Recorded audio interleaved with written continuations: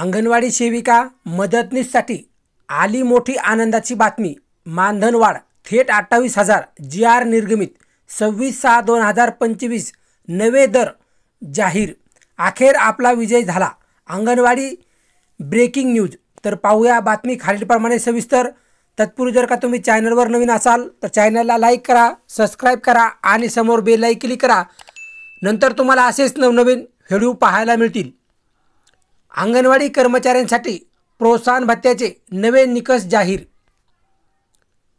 मंत्रालयात झालेल्या बैठकीत मंत्री आदिती तटकरे यांनी सांगितले की अंगणवाडी सेविका आणि मदतनीस यांनी केलेल्या कामाच्या आधारे प्रोत्साहन भत्ता दिला जाईल। यासाठी अंगणवाडी केंद्रासाठी काही विशिष्ट निकष ठरवण्यात आले आहेत। सुधारित निकष खालीलप्रमाणे।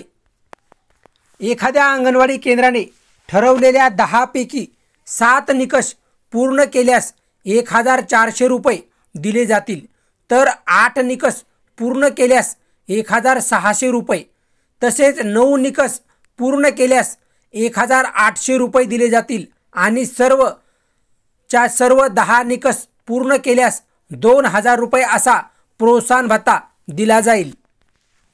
या प्रोत्साहन भत्त्यासाठी घरपोच आहार, मुलांची वाढ तपासणे, 3 ते 6 वर्ष वयोगटातील मुलांचे पूर्ण शालेय शिक्षण, गरम ताजा आहार, पोषण आणि आरोग्य दिवस, मुलाचे पोषण उपचार, पुनर्वसन आणि प्रकल्पाच्या सरासरीपेक्षा कमी स्थूल, लठ्ठ किंवा खुजी बालके असणे हे निकष असतील।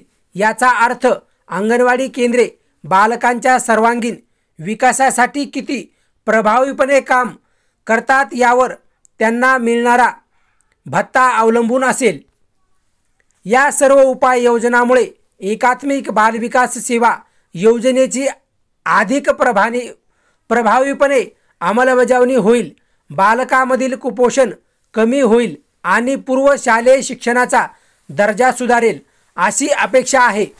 अंगणवाड्याच्या गुणात्मक कामगिरीवर भर देऊन त्यांना प्रोत्साहन भत्ता देण्याचा हा निर्णय निश्चित सकारात्मक ठरेल।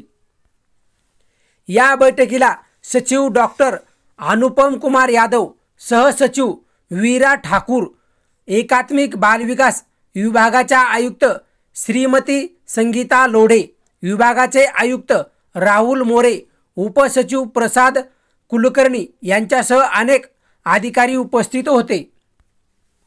याशिवाय मंत्री आदिती तटकरे यांनी सांगितले की अंगणवाडी सेविका व मदतनीस यांना सेवानिवृत्तीनंतर किंवा मृत्यू झाल्यास त्यांच्या कुटुंबियांना एकरकमी आर्थिक मदत, ग्रॅज्युइटी देण्याबाबतचा प्रस्ताव सादर करण्याचे निर्देशही दिले।